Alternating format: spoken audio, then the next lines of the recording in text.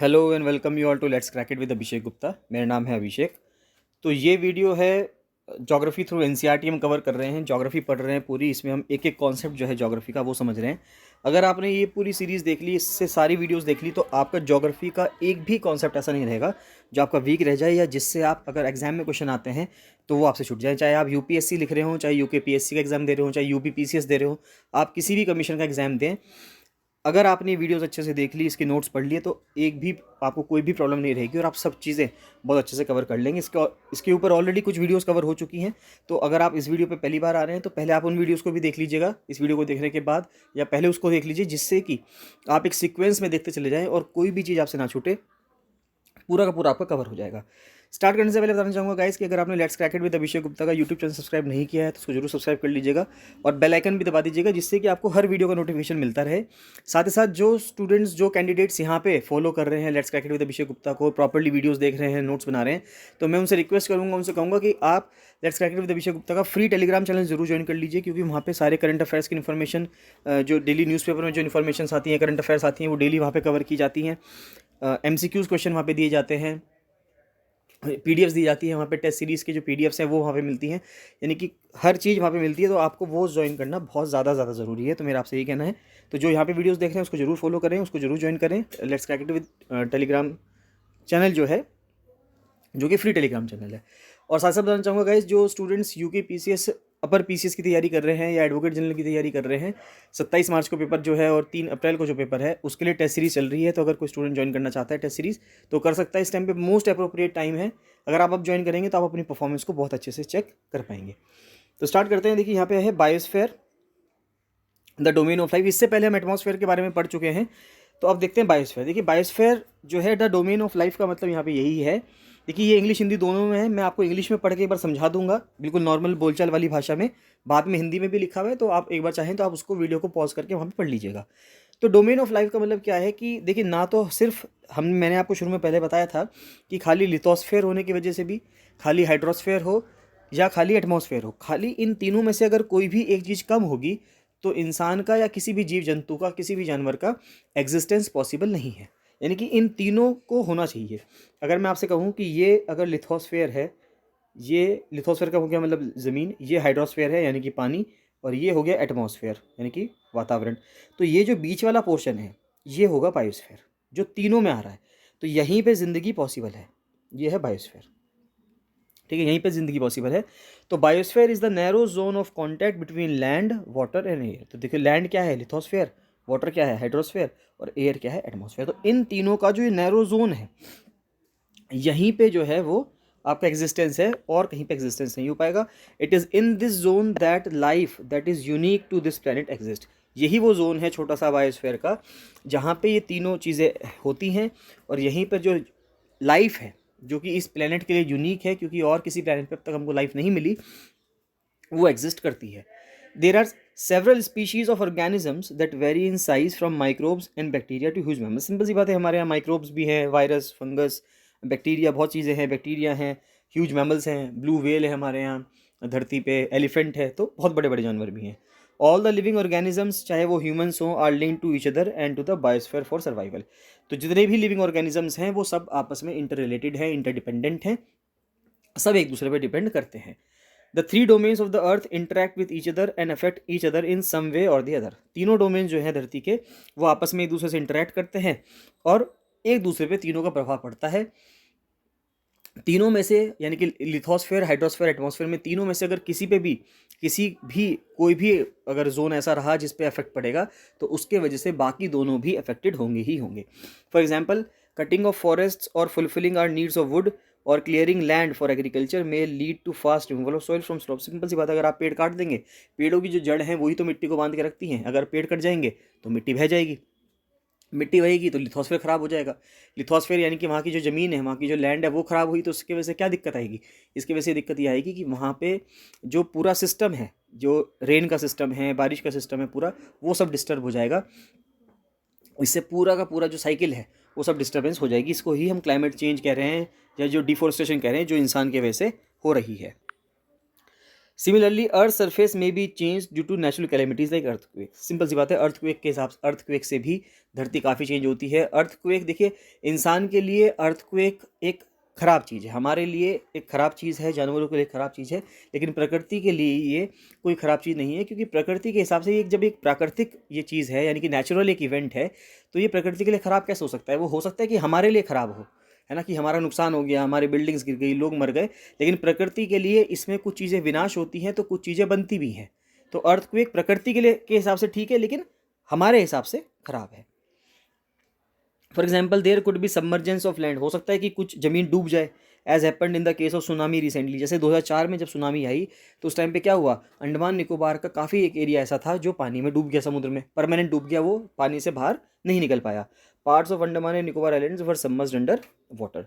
Discharge of waste material into lakes, अगर आप waste material को, यानी कि जो खराब चीज़ें होती हैं जिसको हम वेस्ट बोलते हैं, अगर हम उसको लेक्स में, झीलों में, नदियों में अगर छोड़ देंगे, makes the water unsuitable for human use.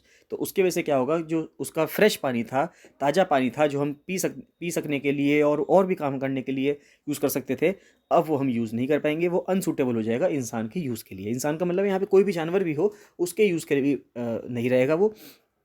अगर वो जानवर उस पानी से बाहर नहीं आ सकता, जैसे कि फिशेज़ हैं, मछलियाँ हैं, तो वो जानवर उसमें मर जाएगा। It also damages other forms of life, तो जो जितने भी दूसरी फॉर्म्स ऑफ लाइफ है, चाहे कि एनिमल्स हुए, प्लांट्स हुए, या फिर फिशेज़ हुई, जो भी जानवर हैं, उनको भी बहुत फ़र्क पड़ेगा और वो भी उस पानी को यूज़ नहीं कर पाएंगे। एमिशन फ्रॉम इंडस्ट्रीज़, इंडस्ट्रीज़ से, यानी कि जो उद्योगों से, फैक्ट्रियों से निकलने वाला जो धुआं है, थर्मल पावर प्लांट से निकलने वाला जो धुआं है, व्हीकल है, वो ये सब क्या करते हैं, एयर को पल्यूट कर रहे हैं। CO2 is an important constituent of air. देखिए, CO2 अपने आप में बहुत ज़रूरी है, मैंने आपको पहले भी बताया है, वापस बता रहा हूँ। CO2 अगर ना होती तो धरती पे ठंड और गर्मी दोनों बहुत ज़्यादा होती। CO2 की वजह से क्या होता है कि CO2 या CO2 कह दो, यानी कि आप यहाँ पे एटमॉस्फेयर कह दो। एटमॉस्फेयर का बेसिक रोल ये था कि वो जो सूरज से रोशनी आती है उसकी हीट को अपने यहाँ एब्जॉर्ब करता है और उसके बाद हीट को कम बाहर जाने देता है, तो धरती का टेम्परेचर लगभग मेंटेन रहता है। और ये काम होता है किसके वजह से, CO2 की वजह से। CO2 जबकि अपने आप में बहुत कम परसेंटेज में है, CO2 की परसेंटेज कितनी है, 0.0004 या 0.3%, आप कह सकते हो कि इतनी परसेंटेज में कार्बन डाइऑक्साइड है। लेकिन इतनी सी परसेंटेज होने के बावजूद कार्बन डाइऑक्साइड का अपने आप में बहुत बड़ा रोल है।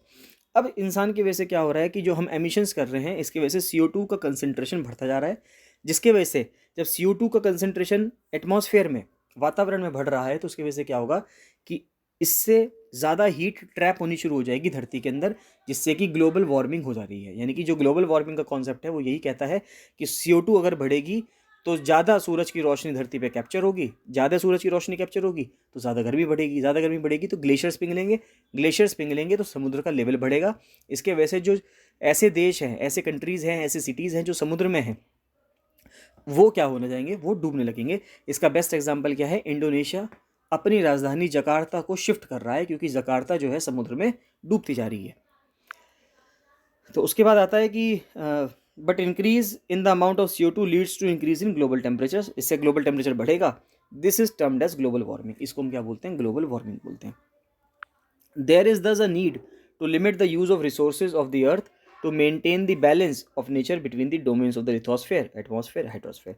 कहने का मतलब क्या है कि हम धरती के जो रिसोर्सेज हैं, धरती के जो संसाधन हैं, उनको इस्तेमाल तो करें, लेकिन किस तरह से इस्तेमाल करें, एक बैलेंस में इस्तेमाल करें, कि जिससे कि लिथोस्फेयर को यानी कि धरती को, एटमॉस्फेयर को यानी कि वातावरण को, और हाइड्रोस्फेयर को यानी कि जल को, इन तीनों को एक संतुलन में रखा जा सके।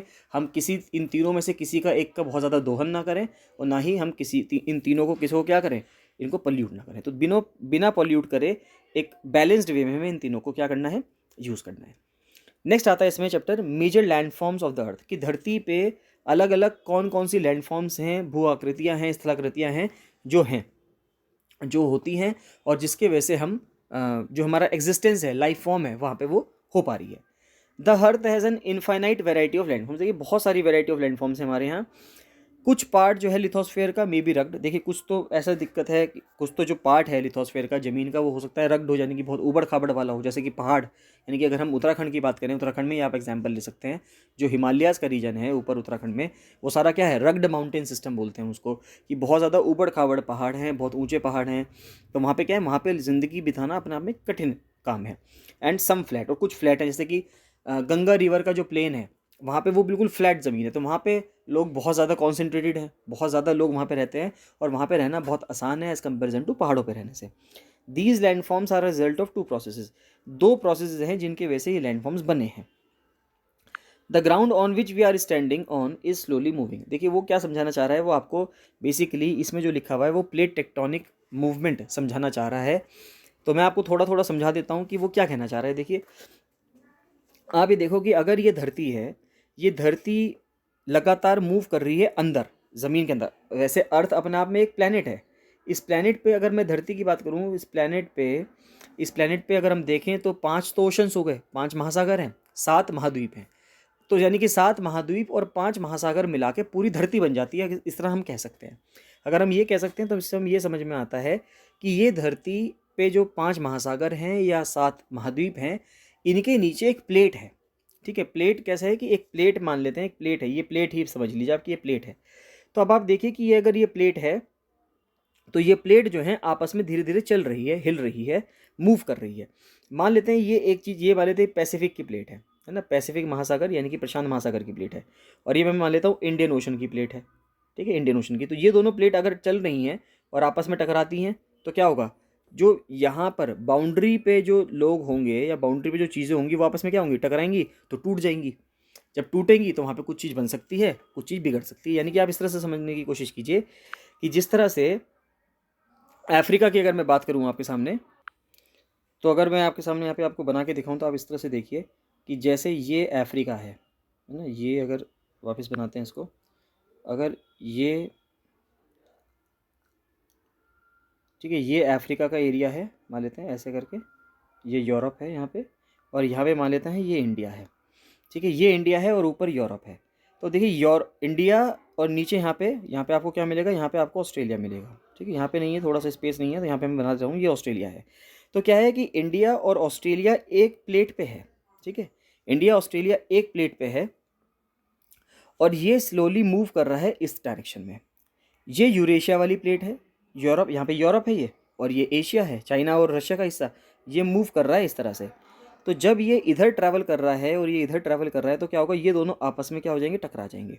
जब ये आपस में टकराएंगे तो इससे क्या होगा, यहाँ पर कोई चीज़ टूटेगी या बनेगी। तो यहाँ पे आप देखिए क्या हुआ, मैं आपको इस तरह से समझा सकता हूँ कि अगर ये एक प्लेट, ये प्लेट थी Indian plate, Indo Australian plate, ये प्लेट थी यूरेशियन प्लेट, जब ये टकराई तो क्या हुआ, जब ये टकराएगी तो इससे क्या होगा कि यहाँ पे जो भी चीज़ होंगी उसमें इस तरह से फोल्ड पड़ जाएंगे, है ना, मुड़ जाएगी वो चीज़।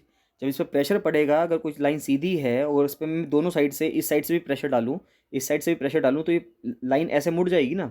तो जब ये ऐसे मुड़ जाएगी तो इसकी वजह से क्या हुआ, यही वो हिमालयाज़ हैं, जो भारत का हिमालय पर्वत श्रेणी बनी, या उत्तराखंड में जो हिमालयाज़ हैं वो क्यों बन पाए, वो इसलिए बन पाए कि इधर से तो इंडियन प्लेट थी, इधर से यूरेशियन प्लेट थी, जब ये आपस में टकराई तो ये क्या हो गया, ये हिमालयाज़ बन गए। ठीक है, यहाँ पे दोनों चीज़ें जब टकराएंगी तो हिमालय पर्वत की चोटियाँ बन गई, तो ये इसके वजह से हुआ। तो यहाँ पे वो यही कह रहा है कि जो ग्राउंड जिस पे हम खड़े हैं वो स्लोली मूव कर रहा है, हमें पता नहीं चलेगा ये, लेकिन हम ये कहेंगे कि टेक्टोनिक प्लेट्स हैं इसके नीचे, एक जो वो प्लेट्स हैं वो स्लोली मूव कर रही हैं।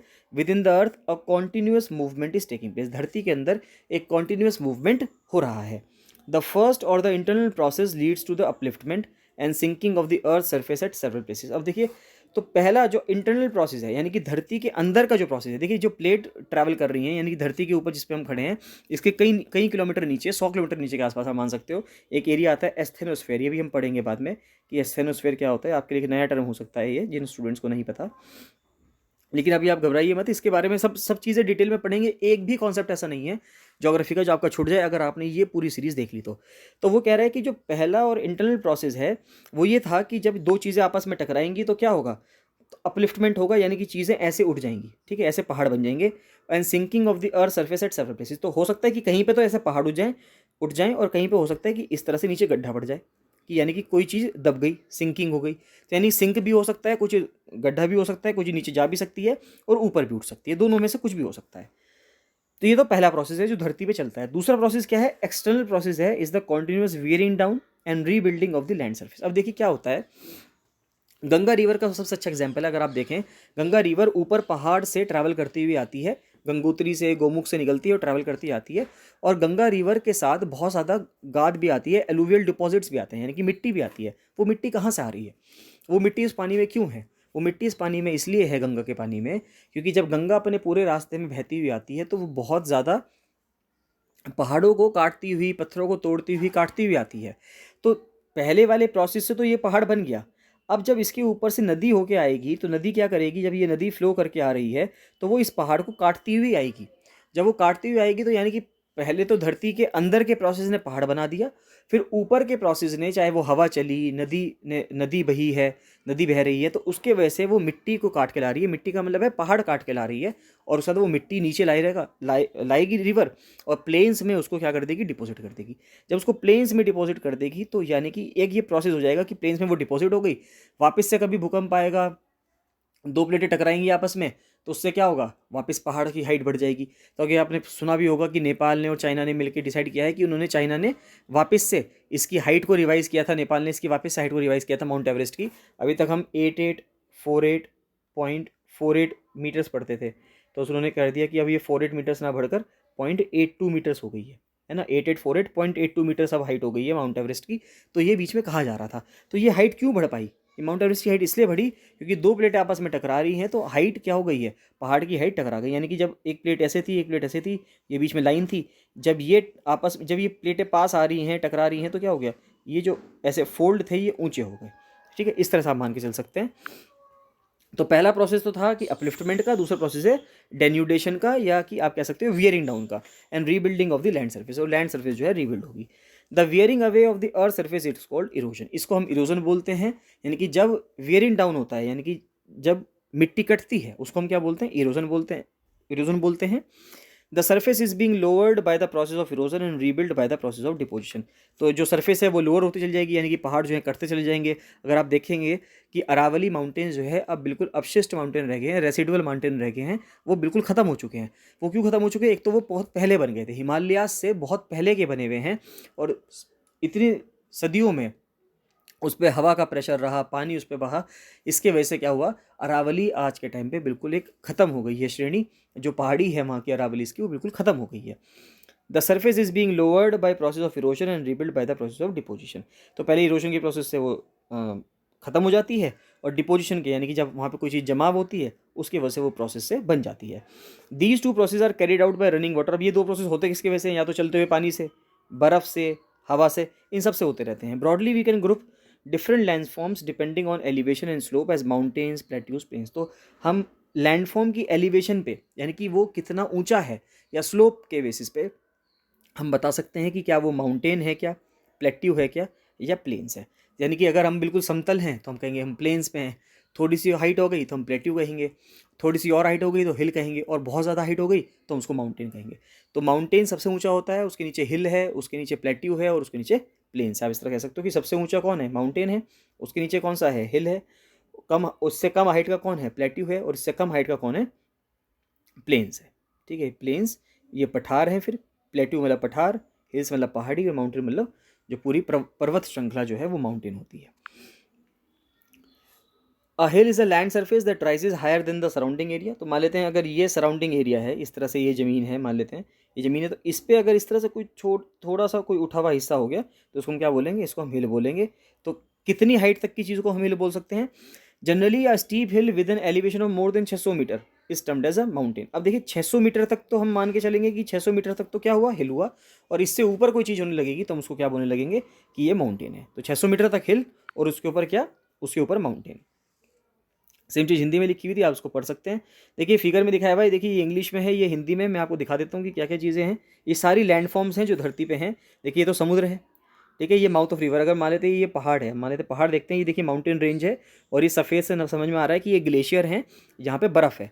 तो माउंटेन से नदी आ रही है बह के, देखिए ये नदी आ रही है, इधर से ये नदी आ रही है, इधर से ये नदी आ रही है, यहाँ से ये नदी बह रही है, और ये नदी आई तो उसने यहाँ पे नदी ने क्या बना दिया, माउथ ऑफ द रिवर है। माउथ ऑफ द रिवर मतलब कि जब नदी समुद्र में मिलती है उस जगह को माउथ ऑफ द रिवर कहते हैं। और वहीं पे माउथ ऑफ द रिवर के पे ही क्या बना रही है, वो डेल्टा बना रही है। डेल्टा का मतलब क्या है, जहाँ पे नदी जब आती है तो बीच बीच में वो अपना अवसाद छोड़ देती है, अपनी जो एलुवियल डिपॉजिट्स हैं वो छोड़ देती है, तो उसके वजह से यहाँ पे कुछ ज़मीन बन जाती है। तो ये जो ज़मीन है जिस पे लोग रह सकते हैं या वहाँ पे कुछ काम हो सकता है, तो उसको हम क्या बोलते हैं, उसको हम डेल्टा बोलते हैं। उसके बाद एक मेन नदी होती है, मान लेते हैं ये मेन नदी है, इस मेन नदी के सहायक जो नदी होती है उसको हम क्या बोलते हैं, ट्रिब्यूटरी बोलते हैं। जो सहायक नदी है उसको ट्रिब्यूटरी। नदी की वजह से यहाँ पे क्या बन गया, सॉरी, लेक बन गया है यहाँ पे। अब देखिए यहाँ पे क्या हो गया, यहाँ पे डिस्ट्रीब्यूटरी हो गया। जो मेन नदी में कोई नदी पानी डालती है वो ट्रिब्यूटरी, और जब मेन नदी से कोई नदी निकल जाती है कहीं और पानी ले जाने के लिए उसको हम क्या बोलते हैं, डिस्ट्रीब्यूटरी। देखिए डिस्ट्रीब्यूट का मतलब क्या होता है, बांटना। अगर मेन नदी है, मेन नदी में से मैं कहीं छोटी छोटी नदियाँ निकल गई और इधर उधर उन्होंने पानी बांट दिया तो उसको हम क्या बोलेंगे, वो डिस्ट्रीब्यूटरी हो गई।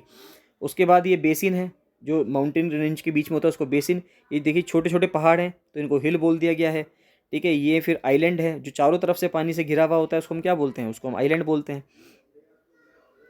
उसके बाद क्या है, ये कोस्ट है। देखिए जो ये प्लेन एरिया, पहले प्लेन एरिया देख लेते हैं, ये सारा प्लेन एरिया है जो बिल्कुल समतल ज़मीन है।